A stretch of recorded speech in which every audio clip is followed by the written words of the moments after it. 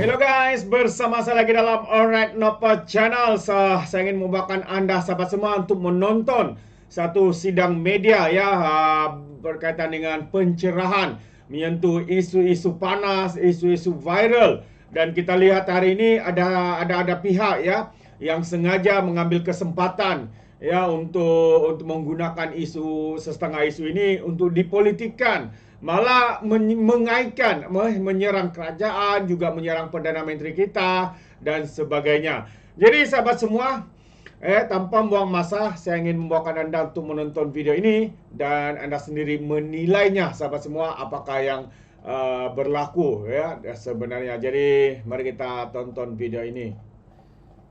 Jemaah Menteri pada hari ini telah membuat keputusan seperti yang rakan-rakan media mungkin telah baca, iaitu kita telah memutuskan untuk tidak menjadi host untuk acara Commonwealth 2026. Dan isi kandungan daripada keputusan itu telah diterbitkan dalam kenyataan media Kementerian Belia dan Sukan. Tapi sekiranya ada apa-apa soalan lain mengenai isu tersebut, boleh ditanyakan nanti. Jadi kedua, berkenaan dengan isu stokin ya, yang mempunyai tulisan kalimah Allah dan juga kedai Serbanika KK Mart, Jemaah Menteri memandang sangat serius isu ini yang didapati telah mengakibatkan satu persepsi terhadap penghinaan agama dan menyentuh sensitiviti kaum. Dan Jemaah Menteri sebulat suara bersetuju agar tindakan tegas diambil segera. Jemaah Menteri juga mahu supaya isu ini dapat diselesaikan segera. Dan seperti yang mungkin rakan-rakan media juga telah dimaklumkan, pihak PDRM juga telah membuat beberapa kenyataan termasuk yang terkini. Jadi kita boleh rujuk mengenai tindakan penguatkuasaan berdasarkan kenyataan daripada Polis Diraja Malaysia, dan sebarang tindakan undang-undang kita boleh rujuk dengan Jabatan Peguam Negara. Saya telah berkait dengan isu ini, saya telah mendapat beberapa maklumat. Satu berdasarkan satu laporan media yang dibuat di laman Malaysia Kini yang meneliti aspek apa yang disebut dalam bahasa Inggeris sebagai kemungkinan berlakunya coordinated inauthentic behaviour ataupun influence operation, yang mana satu message diulang-ulang dalam platform yang sama oleh sejumlah akaun yang tidak dapat dikenal pasti, sama ada dilakukan secara sengaja ataupun dengan motif yang tersendiri. Saya mengambil maklum dan saya telah minta pihak MCMC juga meneliti laporan Malaysia Kini ini yang cukup baik. Dan masa yang sama, kita juga telah meneliti beberapa posting di media sosial berkenaan insiden serupa tapi mesej yang berlainan. Dan kita juga dapati perkara ini berlaku di TikTok.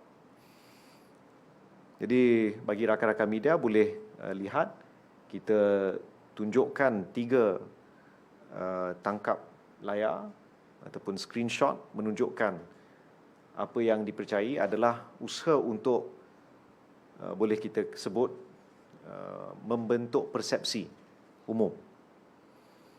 Dan ini telah menimbulkan satu kerisauan bukan hanya di kalangan rakyat, tapi saya juga telah meminta pihak MCMC untuk berhubung dengan platform-platform terbabit untuk mengenal pasti apakah tindakan di platform-platform itu untuk mengekang usaha seperti ini. Kerana kalau kita lihat di TikTok sebagai contoh, maklumat yang saya terima daripada melalui MCMC,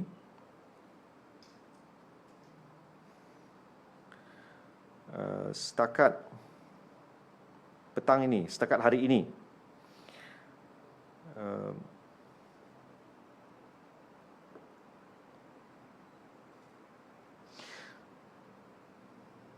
sejak isu stokin dan KK-Mart ini mula muncul sekitar 13 Mac yang lalu, sehingga hari ini pihak MCMC memaklumkan bahawa TikTok membuat laporan, melaporkan terdapat lebih 1,000 konten yang telah dikenal pasti.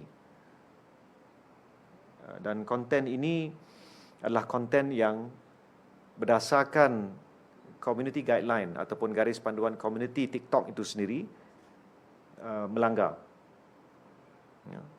Saya sedang cuba dapatkan angka yang tepat, tapi nanti Hanim akan share, termasuk dengan peratusan, atas sebab apa konten tersebut telah diturunkan.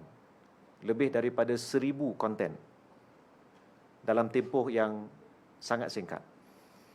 MCMC memaklumkan pada satu bulan yang biasa, mungkin aduan yang disampaikan kepada TikTok berdasarkan aduan umum kepada pihak MCMC, jumlahnya mungkin sekitar 1,800 sebulan.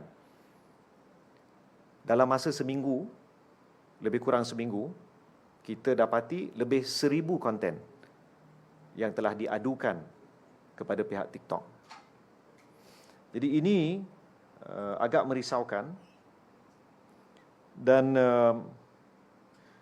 saya dan pihak MCMC akan terus memantau keadaan ini untuk pastikan penggunaan media sosial adalah selaras dengan hak rakyat Malaysia untuk bersuara dan berekspresi, pada masa yang sama tidak melanggar undang-undang di negara kita.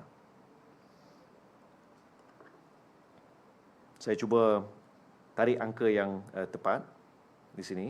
This is the latest, that's why it's taking a bit of time.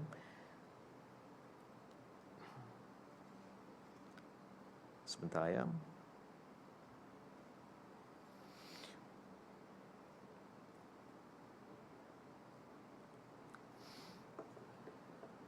Baik. Jumlahnya adalah 1,040. Ya, dalam tempoh di antara 13 Mac dan 21 hari bulan Mac. Bukan semua daripada konten ini diturunkan atas isu yang sama, dan bukan semua diturunkan. Daripada 1,040 laporan yang diterima oleh pihak TikTok dalam tempoh itu, 19 merupakan pelanggaran kepada community guideline TikTok, 19%, maaf. 53% adalah pelanggaran undang-undang Malaysia, manakala 13% masih dalam penelitian pihak TikTok, dan 15% didapati tidak melanggar apa-apa undang-undang. Jadi saya tekankan di sini dua perkara. Pertama, ada kemungkinan seperti yang dilaporkan oleh Malaysia Kini, ada pihak-pihak yang cuba menangguk di air keruh, mengambil kesempatan untuk memulakan persepsi dalam media sosial, terutama di Facebook dan juga di TikTok, seperti yang ditunjukkan tadi. Kedua, saya ingin tekankan bahawa kerjasama yang kita peroleh melalui MCMC bersama platform-platform media sosial ini, seperti yang angka-angka yang saya sebutkan tadi, pihak kerajaan tidak memaksa platform-platform ini untuk menurunkan konten. Daripada 1,040 yang saya sebut tadi, aduan yang telah disampaikan kepada pihak TikTok, 15% TikTok telah merasakan tidak perlu diturunkan.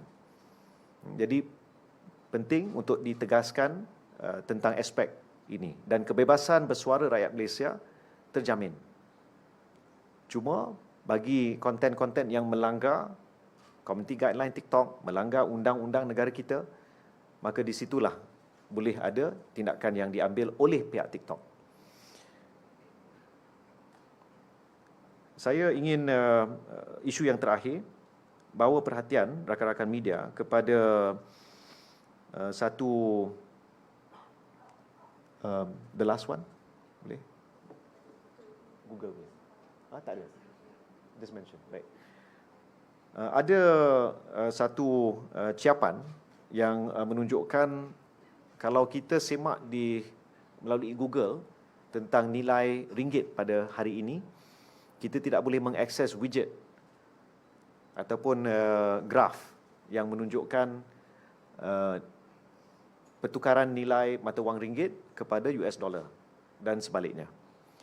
Jadi saya telah berhubung dengan pihak Google untuk mendapatkan pengesahan tentang isu ini, dan pihak Google memaklumkan bahawa berdasarkan perbincangan mereka dengan Bank Negara Malaysia, ada beberapa aspek ataupun feature yang telah mereka turunkan sementara waktu untuk jamin kejadian yang telah berlaku 2 kali tidak berulang lagi di masa depan. Dan ini adalah satu langkah yang cukup positif dan amat dialu-alukan, dan saya ingin ambil kesempatan untuk ucap terima kasih kepada pihak Google untuk usaha mereka mengesahkan data.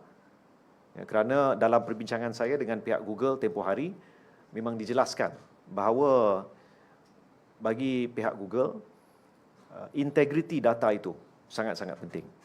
Jadi inilah yang sedang berlaku. Saya tidak ingin mana-mana pihak membuat tomahan ataupun fitnah seolah-olah kita mengarahkan supaya feature Google ini ditiadakan. Itu tidak benar. Google sendiri yang menurunkan sementara waktu dan akan kembali bila telah diselesaikan beberapa perkara, aspek-aspek teknikal yang dalam perbincangan di antara Bank Negara dengan Google. Baik, saya buka kepada soalan rakan-rakan media. Mungkin isu-isu yang dibangkitkan tadi. Dulu, anything? Two of the individuals charged in the KK Mat punya case, they were also doxing victims. So will MCMC also take actions against those found to have been doxing the two individuals? Ya. Waktu ini saya tidak ada maklumat terperinci mengenai aspek doxing ini. Saya akan rujuk dengan pihak MCMC dan kita akan buat kenyataan kemudian. Saya akan minta MCMC buat kenyataan. Kita pandang serius sebarang tindakan yang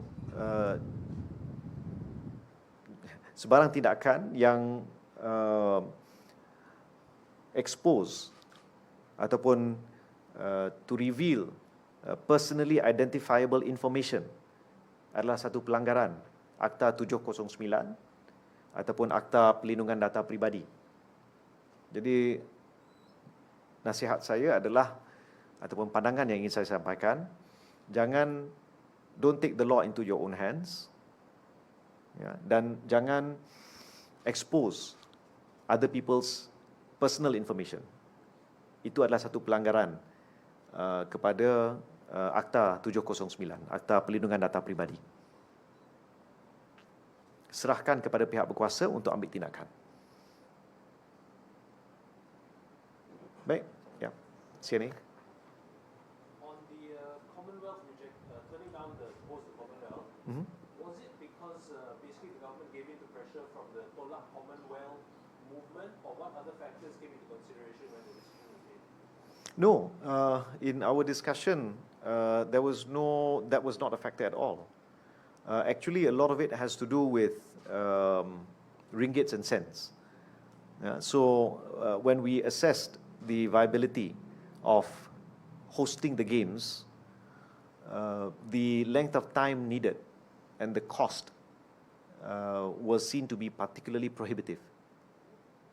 And if we had, I wouldn't say if we had a longer runway, if we had a longer time, we would definitely do it. But because there's such a short time, we definitely can't do it. Yeah. So it's not because of pressure by any other external groups. It was really looking at whether it was viable or not. It would cost too much, and that our commitment was that we would not spend because there was a commitment to provide £100 million, but that was not. We did the analysis. KBS did the analysis and found that it is not sufficient. What about positive spillovers, for example, tourism receipts that will come in throughout that 1 month to 2 week period? Based on KBS assessment by KBS, actually there's a lot more to be gained from hosting concerts.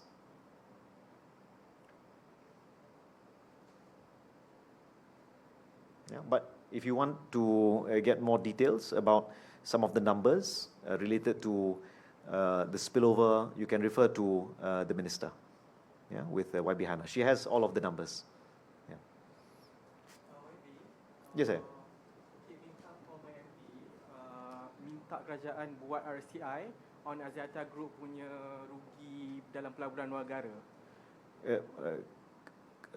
RCI. RCI on Axiata Group rugi berbilion ringgit pelaburan luar negara. It is about 6.3 billion.